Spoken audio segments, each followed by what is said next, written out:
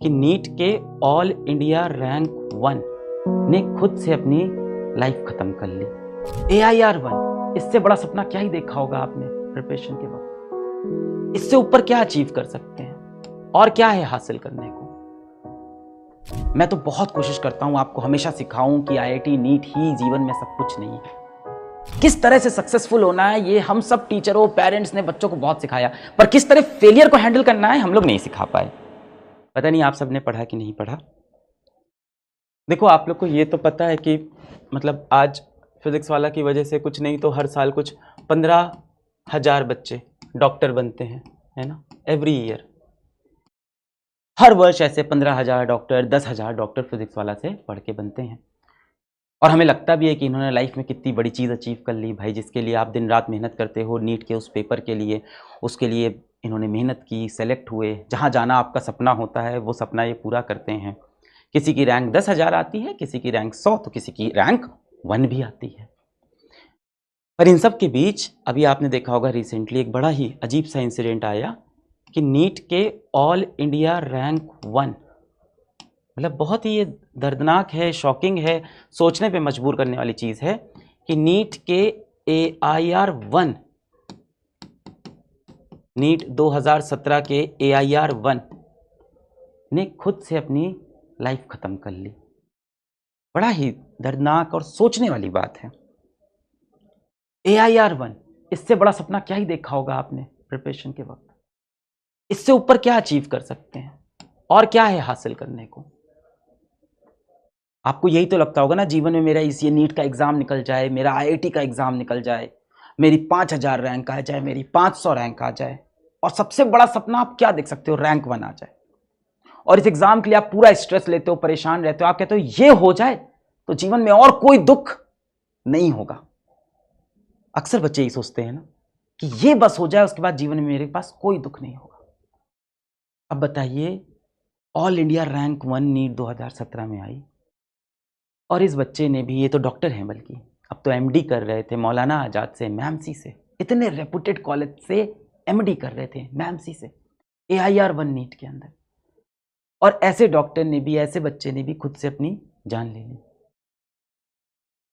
मतलब कुछ तो है जो इस एग्जाम से भी बहुत बड़ा है जीवन में।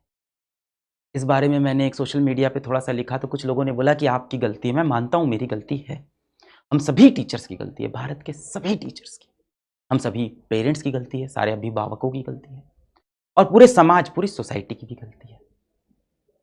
मैं तो बहुत कोशिश करता हूं, आपको हमेशा सिखाऊं कि IIT नीट ही जीवन में सब कुछ नहीं है।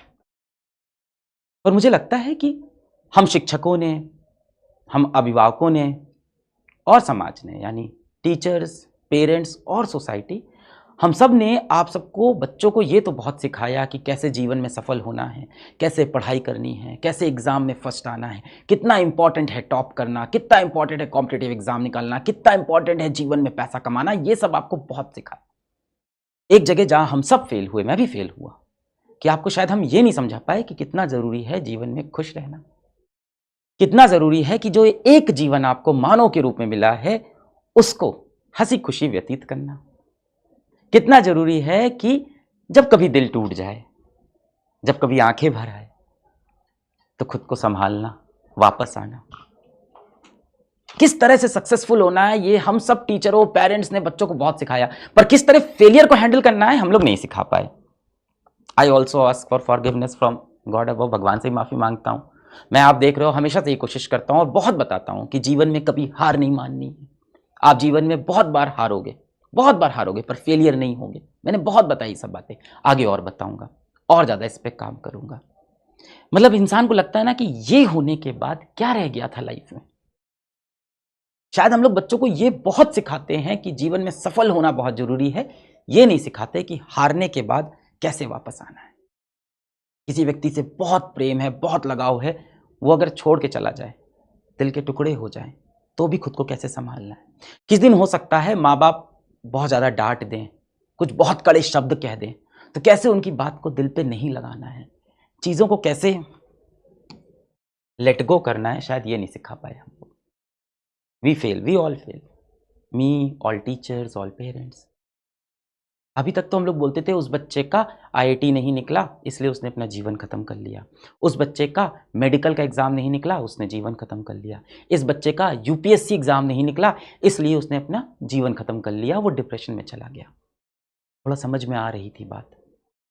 अब एक बच्चा ऐसा है जिसने रैंक 1 निकाली है, इससे ऊपर कुछ नहीं, और ऐसा बच्चा भी मैमसी में एमडी कर रहा है, वहां जाके अपना जीवन ऐसा डॉक्टर खत्म करता है। ये एक बड़ा क्वेश्चन उठाता है हम सबके ऊपर कि क्या जीवन में ये एग्जाम सब कुछ है? अगर है तो ये अचीव करने के बाद भी उसके जीवन में कुछ तो कमियां रह गई थी। दैट मीन्स बेटा this exam is not everything, life is beyond this NEET का एग्जाम, आईआईटी का एग्जाम, यूपीएससी का एग्जाम, आपकी एक जॉब जिससे आप प्यार करते हो, इन सब के बियॉन्ड जीवन है। It's very important, very very important to understand इस दुनिया में सबसे ज्यादा इंपॉर्टेंट आप खुद हो और कुछ नहीं है। चाहे आपके माँ बाप हो, चाहे आपकी बीवी हो, किसी का बच्चा हो, जो भी है, सबसे इंपॉर्टेंट बेटा आप हो।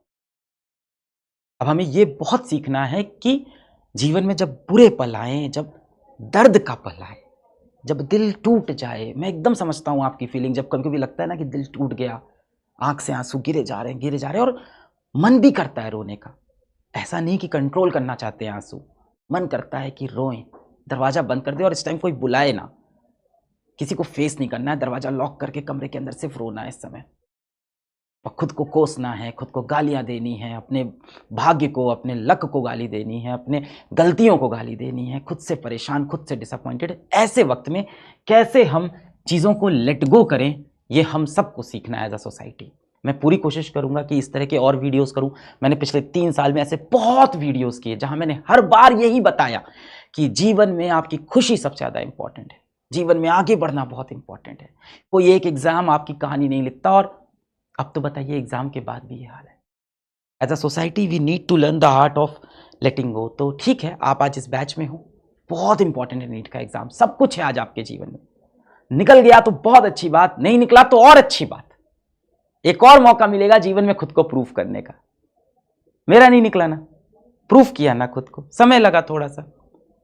क्या मैं डिप्रेस नहीं था? क्या मैं रोया नहीं? रोया। क्या मैं परेशान नहीं था? क्या मेरे बाप ने मुझे गंदे गंदे शब्द नहीं बोले? बोले, बहुत जलील किया। आज पिताजी को प्राउड है।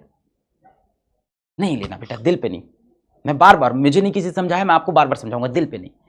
5-10 साल देंगे, जीवन बदलेगा। और जब भी ऐसा फील करें आप, प्लीज बेटा प्लीज, आप या तो अपने दोस्तों से शेयर करें इस चीज को, या पीडब्ल्यू प्रेरणा आप सर्च कर लें। देखिए, कुछ ऐसा नहीं है जो प्रोडक्ट आपको खरीदना है, ये फ्री सर्विस है। पीडब्ल्यू प्रेरणा सर्च करें और इस पे जाके आप कॉल कर लें, या इस पे जाके आप मैसेज कर लें, पीडब्ल्यू प्रेरणा। जब भी बेटा आपको बहुत दुख लगे, ऐसा लगे कि यार जीवन ही का कोई वैल्यू नहीं है, आप पीडब्ल्यू प्रेरणा हेल्पलाइन नंबर पे जाएं, काउंसलर्स बैठे हैं, उनसे शेयर करें। वो काउंसलर्स अगर आपकी प्रॉब्लम नहीं सॉल्व कर पाएंगे तो और अच्छे काउंसलर्स आपके साथ लगा दिए जाएंगे। ये सारे भी प्रोफेशनल काउंसलर्स हैं। अगर इनकी बातों से भी आप सेटिस्फाइड नहीं हो तो और अच्छे डॉक्टर्स को आपके पास लगाएं। The point is you have to talk about it. मैंने बताया ना, भारत में हर 6 में से 1 बच्चा डिप्रेस्ड है। 1 out of every 6 students in India is depressed. And depression जो आप सोचते हो ना कि एक आदत लग गई किसी को, सिर्फ बोलते हैं लोग, नाटक करते हैं डिप्रेशन का, नहीं बेटा, एक डिसऑर्डर है ये। डिप्रेसिव डिसऑर्डर एक बीमारी है, ये किसी को भी हो सकती है, आपको भी, मेरे को भी। अगर आपको लग रहा है कि आपके आसपास किसी को डिप्रेशन नहीं है बेटा, तो आप छलावे में हो। हर 6 में से 1 बच्चे को डिप्रेशन है। तुम्हारे दोस्त, तुम्हारे ग्रुप में, तुम्हारे कॉलेज स्कूल में आगे की सीट पे बैठने वाला बच्चा, इंटरवल में तुम्हारे साथ खाना खाने वाला बच्चा, और हो सकता हो आपका क्लास का टॉपर AIR1 भी डिप्रेस्ड हो। ऐसा कोई बच्चा दिखे तो उसके पेरेंट्स को इन्फॉर्म करने की कोशिश करें, उससे जाके बात करें, उसको कन्विंस करें कि उसको काउंसलर को दिखाना चाहिए, डॉक्टर को दिखाना चाहिए, उसके पेरेंट्स को कन्विंस करें। जब इतना डिसऑर्डर होता है, दिमाग काम नहीं करता, इंसान बहुत गलत स्टेप, कभी अपनी जान लेता है, कई बार दूसरों की भी जान लेता है। ये भी होते हैं इंसिडेंट्स।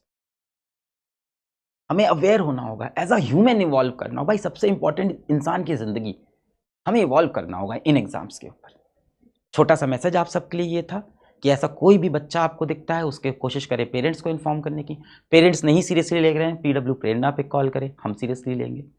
कोशिश करें बेटा, जहां तक हो सकता है कोशिश करें। एक दिन में कुछ नहीं बदलेगा, मेरे ख्याल से एक डिकेड 10 साल लगेंगे इस कल्चर को बनने में। हम आप मिलकर बनाते हैं, भारत का सबसे बड़ा शिक्षा का प्लेटफॉर्म है, मेरी जिम्मेदारी बनती है। और कभी कहीं देश में ऐसा एक इंसिडेंट होता है, तो ऐसा नहीं कि मैं अपने ऊपर इल्जाम नहीं लेता हूं, मैं लेता हूं। रात में सोते वक्त मुझे बहुत बुरा लगता है, ये दिल से बोल रहा हूं। पर मेरा भी वो एक अजीब सा कंफ्यूजन है, पढ़ाएं कि ना पढ़ाएं, पढ़ाना भी तो है। क्या बोले, आईटी का एग्जाम इंपॉर्टेंट नहीं है? और अगर कोई इंपॉर्टेंट समझ के कोई गलत कदम उठा लिया तो नहीं बोले। मैं भी उतना ही इंसान हूं जितना आप हैं। आपको क्या लगता है कि मुझे भगवान ने दर्शन दी? नहीं, मैं भी फिगर आउट कर रहा हूं जीवन। मुझे भी नहीं समझ में आता किसी बच्चे को आईआईटी के लिए, नीट के लिए, एग्जाम के लिए, सक्सेस के लिए कितना मोटिवेट करे। कहीं वो लाइन कभी क्रॉस तो नहीं कर देता मैं? मुझे भी ये चीज फील होती है। फिर मैं बोलता हूं कि एग्जाम सबसे इंपॉर्टेंट नहीं। तो जितना आपके अंदर दर्द है, जो आप, या कोई भी जो एलिगेशन कहीं कोई रिपोर्टर बोलता है कि आप भी तो पढ़ाते हो और आपकी वजह से ऐसा होता है, तो ना पढ़ाए भैया, क्या करें, पढ़ाना भी तो है। आई थिंक इसका एक बैलेंस ही आंसर होगा लास्ट में, कि हाँ, बच्चों को हमेशा इंपॉर्टेंस बताते रहना कि जीवन में खुश रहना बहुत इंपॉर्टेंट। ज़्यादा समय आपका नहीं लूँगा, पढ़ाई करते रहें और खुश रहें, जीवन में मेहनत करते रहें और कोशिश करें खुश रहने की। दुनिया कठोर है, आपको अपनी खुशी का रास्ता खुद निकालना है। धीमे धीमे मैच्योरिटी के साथ आप भी फिगर आउट कर लोगे।